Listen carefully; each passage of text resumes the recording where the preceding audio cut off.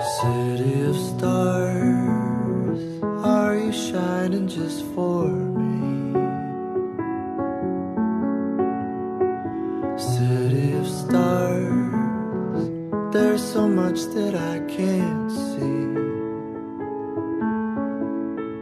So currently, as we record this, we're about halfway through London Film Festival, which is one of the biggest festivals in the world. Obviously, there's about 300 films playing. It's impossible to see all of them, but we're trying to see as many as we can, and we're seeing a lot of the biggies that are screening, the kind of big premieres and gala screenings and that kind of thing. So we've seen quite a few good ones, haven't we, so far?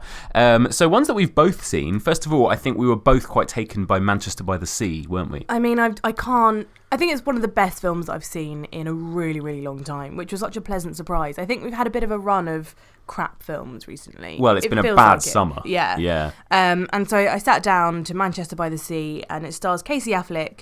And I don't know, I think he's a brilliant actor, but I suppose it looks like quite a bleak film, quite a dreary film.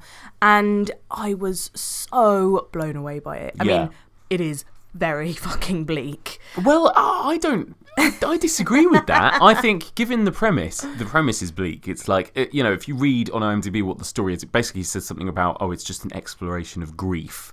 And it is that, but it's a really real exploration of grief, where actually there are funny moments, there are poignant moments, there are awkward moments, and it's not all kind of pulling at the heartstrings and sentimental music and out there to make you sob. I think the subject matter makes you sob enough. It doesn't really need to do anything else.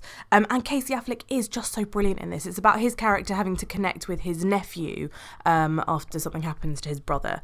So it's sad, obviously, but I think that some of the best moments come from the awkwardness of this teenage boy kind of just wanting to get on with his life and to have sex with his girlfriend, or girlfriends, plural. And that contrast with how we expect people to grieve is quite funny. Well, yeah, for me it's just all of the little dynamics between all these different characters and way in which they interact with each other and all these little conversations, and it feels like every scene kind of lingered a little bit too long to the point where it just got awkward, but it felt so real. I've never seen such a real portrayal of this kind of a situation before. It's just brilliant. And Michelle Williams has quite a small part in it, but as usual blows everybody away. Yeah, she's brilliant. She's a good crier. Michelle Williams. Yeah, she could well win a Best Supporting Actress. Yes, one of those kind of roles where someone isn't in it necessarily very long, but wow. Yeah. Incredible. And also Casey Affleck, I think, absolutely deserves an Oscar for this. Yes. I don't know if this will win Best Picture, because as we were saying, it's quite subtle. It's almost too subtle for the Oscars. Yeah, but actually, Casey Affleck so deserves it, because he's wonderful and he's so nuanced, his performance, and doesn't really crack a smile once, but your heart is just completely his, I think, despite him not being... He says a lot by doing very little, doesn't he? Basically. He's brilliant. So that's Manchester by the Sea. So if you catch that at London Film Festival, brilliant. If you don't, I think it gets released sort of late December into January. We'll be doing a proper review of it. Yes. Then. We're only kind of skipping through these. Absolutely. And another big movie we went to see is Damien Chazelle's new movie, La La Land. Oh my God. So this is his first film since Whiplash, and he's definitely... Well, I read basically that, this is the movie that he's always wanted to make. Oh, and really? Whiplash allowed him to do it, essentially. It gave him the money to kind of go off and make his dream project, so which cool. is... So his second film was his dream film. Yeah. I mean, how many directors can say that? He's something ridiculous, like 26 as well. He's younger than us, and he's done 2 just outstanding films now, hasn't he? Just absolutely incredible films. La La Land is just brilliant. So La La Land stars Emma Stone and Ryan Gosling. We've seen them before in Gangster Squad and Crazy Stupid Love, and they're just so perfect together. They're one of those iconic on-screen couples already, which weirdly feels quite cool. You know how iconic on-screen couples always come from like the 40s and 50s, and so it feels really cool that we're actually around to watch these two kind of blossom on screen. And that's kind of the point, isn't it? The film is meant to look like it's from the 30s or 40s. It's kind of very much drawing on all the Hollywood musicals, the MGM musicals, the kind of Fred Astaire, Ginger Rogers, Gene Kelly. It really does, from its opening title card, looks like it's deliberately nostalgic, and it's kind of a sort of love letter to old musicals and Hollywood, isn't it? And that kind of thing. And it's so great. Normally that would really put me off, to be honest, because I am not a huge musical fan. I mean, I love Singing in the Rain, and there are certain musicals that I do really love, but I don't understand films like Les Mis, for example. So this is perfect because they don't sing everything. There are, these perfectly crafted numbers, all singing, all dancing as well. I think just watching Ryan Gosling do a little kind of spin and a twirl is really entertaining, and it's very charming, and it's a completely cool kind of, it's cool, but it's completely non-ironic kind of take on musicals. You feel like these days with 21st century musicals, they're all very much have to have some sort of edge or spin. Yeah, like a bit like them. Moulin Rouge, I suppose. Exactly, kind of the modern music. And or whatever. Moulin Rouge, it was so cinematic to the point where you couldn't possibly envision it on stage, although apparently it is now going to be on stage, but you couldn't possibly envision it on stage because it was so quick, and there was no shot that was longer than about a second and a half in that film. Whereas with this, it's much more old school. It's kind of Damien Chazelle has these amazing like lingering long takes on wide shots on just the two of them tap dancing together or walking up and down these amazing Hollywood streets, and it's really like also, sort of magical. Some of the editing that you see from Whiplash is in there as well. So like the really fast pace. I mean, there is, as well as a love letter to musicals, a love letter to jazz again in there, totally, which is a really like fun to see, and I'm glad he hasn't kind of forgotten those roots. It is very much rooted in jazz, so that is definitely one that we recommend. La La Land. Really, really brilliant. And again, that comes out I think January, so you've got a while to wait for that if you don't catch it at LFF, but definitely worth a watch. And again, that will definitely be an Oscar contender, I think, for Best Picture. I would not be surprised. All right, good stuff. We also went to see a movie called A Monster Calls, didn't we? Which, I think this is aimed at kids. Is it a kids' film? It's a really tricky one because I read the book a few years ago, and I was actually on a train crying at that point. I remember that really clearly because it was so beautiful. But someone had given it to me and I wasn't expecting much from it, and I thought, oh, why have they given me a kid's book? And actually, it's another portrayal of grief about a little boy whose mum is dying. And he kind of calls this monster from his garden. And so who plays the monster? Liam Neeson. Yes. Who is, I think, is his best role, genuinely. He is just doing a voice, but I think it's his best role for years. He's very kind of menacing, but also has this kindness about him and this sincerity.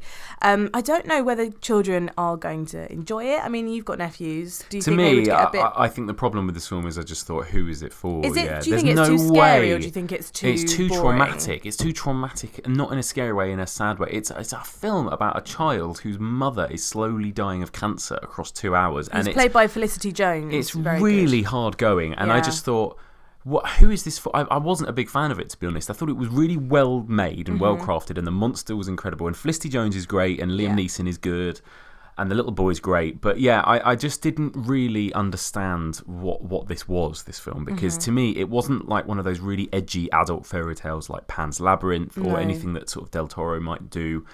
It's not kind of dark enough or exciting enough for that. And there's no way I'd show this to kids because they'd be A, bored, and B, traumatised and upset. I think there's a bit of that in it. I mean, I wasn't bored at all, and I think it was excellent. Sigourney Weaver plays an English grandmother in this, which is a new role for her. She does struggle with the accent slightly, but other than that, I think she's excellent. Yeah, she is. And again, she does that thing of trying to, be a grandmother, but also, having to kind of cope with the fact that she's losing her daughter. Yes. And I think she portrays that struggle really, really well. And I did really like it, but I do agree with you that no idea who... I don't think children should watch it, so I think it is for adults. I mean, we were in a screening full of adults, and all the adults looked like they needed therapy by the time that film had finished. Weeping. I mean, it is one of the saddest things. And as opposed to, Manchester by the Sea, which was understated and sad, I think, this really hammers in pain and sorrow and grief, I think. So... I don't... Yeah, but you say that in quite a cynical way, but I think, the book is like that, and I think it's supposed to... show every angle of this little boy and how each kind of needs I didn't see any other angle, that's the thing. I just saw sadness. And it's just quite hard to watch a little boy be that sad for that long. Well, though, I think. Okay, I didn't see much hope. There's hope. Okay, good stuff. what else Another was film we there? saw as a different kind of movie is a science fiction film called Arrival. So this is directed by Villeneuve, who did Sicario and Prisoners, so a big, well-loved director. And yeah, he's gone into science fiction. Yeah, with so this he one. did a thriller with Prisoners, he did an action film with Sicario, and now he's turned his hand to sci-fi, and quite a calm sci-fi as well. It's not an action sci-fi. It's not a sci-fi like Star Wars. It's more a sci-fi like Contact or, some of the early Star Trek or something like that, in terms of it's more about kind of human dynamics and philosophy and language and science and the human race, and it's really brilliant. And it's basically the story of aliens landing on Earth, and Amy Adams, who is plays a kind of a language teacher, language lecturer, gets hired by the government to come and be the one to try and establish communication with this alien. And it's really just a movie about her trying to figure out their language and communicate with them, isn't it? Her and Jeremy Renner, who plays a scientist. Yeah. And it's really fascinating and interesting, and it's also quite moving, and it's got some great sort of shock moments in it as well. I think it's a really fascinating. I'm already quite dying to see it again, actually. Yeah, I think really there is a liked it. lot to this film, and I think it's kind of spread out across the world. These aliens. It's not just America-centric, although that's kind of primarily all we see. But also, I think it was quite an interesting take if you apply it to now and refugees and that kind of thing. I think Everything. It's very of the moment. It is, yeah, or even American politics right now. I think you could, you can apply it to anything. There's probably a reason it's out this year, I think, this film, and it is brilliant. And I think, again, it could be a big awards contender, definitely. It's very, very thought-provoking, and it's quite low-key. It's definitely not, don't go to it expecting to see this big alien, Independence Day type movie. It's very, very different to but that, also, but it it's just brilliant. feels quite like a classy movie. Very classy. And Amy Adams, do you know what? I'm not even her biggest fan particularly, but I think she's brilliant. But that's the thing. I don't know what it is, because I know that she's brilliant. I know that she's a really good actress, but I don't know what I don't like about her. Sometimes she can seem quite cold. Maybe it's that. But she's really brilliant, and I will talk more about her in a minute, actually, with another film at LFF. But she, I think I've already heard a lot of critics saying this is film of the year for them, and it's going to be, I think, a big deal when it comes out. Yeah. So that comes out quite soon. It comes out sort of mid-November, so we will be reviewing that in full. That's Arrival. In a few weeks' time. Okay, so that's pretty much everything we saw together. Now, there's a couple of things that we've both seen each. So I saw another Amy Adams film called Nocturnal Animals. So this is directed by Tom Ford. Tom Ford, who made A Single Man with Colin Firth a few years ago. And this is brilliant. I think it's one of my favourite films of LFF so far. You One were of my raving favourite about films it of when the you year. came out. It's a thriller, basically, a kind of No Country for Old Men-esque thriller. Sort of one half of it is that, and the other half is this kind of story of these rich sort of debutantes living in LA, and it kind of juxtaposes between the two, really. And it stars Jake Gyllenhaal and Amy Adams and the always brilliant Michael Shannon. And it's really great because it does have its cake and eat it, this film, because it has kind of two parallel storylines, and it manages to be really beautiful and subtle on one half of it, and this really ugly, nasty, gritty thriller on the other half of it, basically. And it's really great. So yeah, definitely, I'd recommend everyone seeing that. It comes out very soon as well, in a few weeks' time, so everyone will have a chance to watch it. Again, I think it will take a lot of money, and I think it will win lots of awards. Cool. It's definitely a crowd pleaser. I'm excited. Yeah, what about you? So you went to see some of the shorts, didn't you? Which I missed. I like going to see the shorts. So I think sometimes you can... they're not all great, to be honest, but sometimes you see a real gem and it stays with you. And that actually happened for me a few years ago with Babak Anwari's film 2 by 2. Yeah. 2 and 2. And then he went on to make Under the Shadow, which we'll be talking about in a bit. So I saw a few films. One that really stood out for me, it was a short film called Pickle, which I loved the name anyway. But it's basically, I think it's made by the daughter of this couple. This really kind of well-meaning, sweet older couple who just have had like so many animals in their lifetime. But the film is them talking about a lot of these animals and then how they died, which I know sounds really morbid, but they actually turned that into a comedy because, for example, Pickle is actually a fish who can't swim. He's got something wrong with his fins, and so when they found him, he was in a pickle, and so he like builds this contraption for him, and then it tells you how he died, this fish. And it's so awful, but honestly, they do it brilliantly with these little illustrations all the way through. It reminded me a bit of like bunny suicides or something like that. Like these animators just illustrate perfectly, for example, chickens getting eaten by foxes, and like this fox getting out his knife and fork and just wolfing down this chicken each time. And so it's just very amusing and tongue-in-cheek. And also the fact that this older couple are just kind of so smiley as they're telling like these really quite tragic stories of like their geese dying, and you see them burying some of them, but for some reason they've got like a real comic swing on it, obviously because it's, I think, the daughter who made it. She knows how to What's her name? Work her parents. Her name is Amy Nicholson. So if you can hunt down this film called Pickle, do try, because it is very amusing and very worthwhile. So another film that I saw was called The Silence, and that was about a mum and her daughter who were refugees in Italy and didn't really speak any Italian, and the mum is in hospital, has to go to hospital with her daughter, and the daughter has to act. This daughter's only about 12, has to act as a translator between the doctor and her mother, and it was a really kind of moving, interesting piece of filmmaking, and really strong, and I think really kind of captured the trauma that the refugees have to go through sometimes when they're kind of having to cope with their own issues as well as everything else that's going on and not being able to understand. And actually, I thought it could have easily gone into something where, she was mistreated or anything like that. It wasn't at all like that. It was just about this woman having to try and deal with her situation, and her daughter having so much put upon her already, having to take on like an extra burden because her mum couldn't understand. So that's The Silence, directed by Ali Asghari and Farnoosh Samadi, and it's like an Italian-French film. It's only a quarter of an hour long, so if you can watch it, please try. Good stuff. Okay, so you saw something else at the LFF you wanted to talk about? Yeah, I saw a couple of others I'll just mention briefly. So there's a film called Moonlight, which is a really, really lovely film, and it's a kind of coming-of-age story. It's the story of this guy and kind of 3 different stages of his life, and he's played by 3 different actors. So it starts off in sort of childhood, when his nickname is Little. He's like this little boy, and he basically lives in this kind of quite rough area. And he's kind of surrounded by sort of drug dealers and gangsters and that kind of a thing, but he's kind of this very sweet, innocent boy who's starting to discover his sexuality and starting to think that he might be gay. And then it skips to the next stage of his life when he's kind of mid-teens, when he's in the midst of kind of, again, awful coming of age, kind of coming to discover his sexuality stage, with kind of awkwardness with other friends. And again, he's also in this very kind of masculine environment, where kind of it's not really okay to be feminine or be comfortable with your feminine side, I suppose.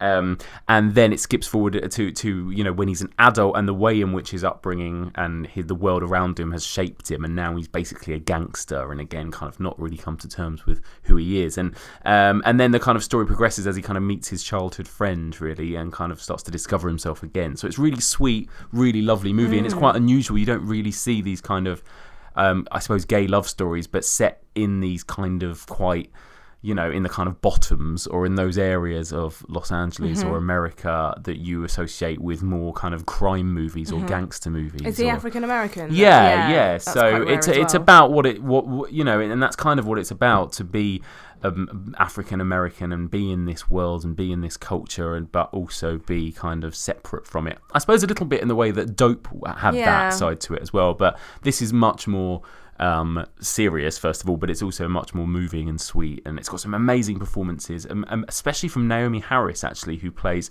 the mum. Okay. The little boy's mum, who is a crack addict, basically, and it's a really kind of disturbing performance, but a brilliant one. And she's, again, I will be very surprised if she doesn't get an Oscar nod for that performance. Yeah, she's really brilliant. Who's it directed by? It's directed by Barry Jenkins, and it also stars Mahershala Ali, who a lot of people will recognise as Remy from House of Cards, but playing a very, very different character to this kind of smart, well-dressed man that works at the White House.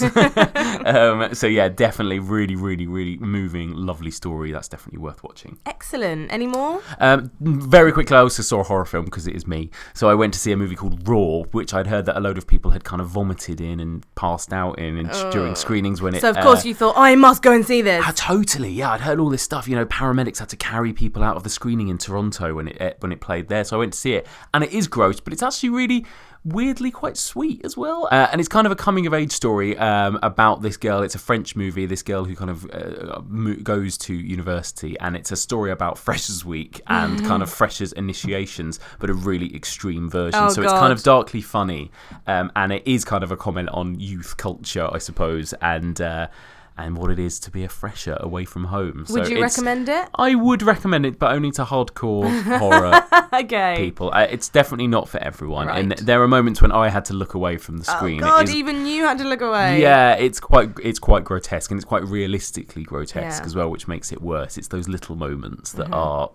really vomit-inducing. So yeah, worth a watch if you've got a strong stomach, definitely. Nice. Okay, so that is LFF done. So if you aren't in London, then make sure that you check out these films later on when they're finally released on general release. Yeah, all of those movies we talked about will be released over the next few months, so everyone will hopefully get a chance to see them. So let's move on to our reviews then. Now, first up is The Girl on the Train.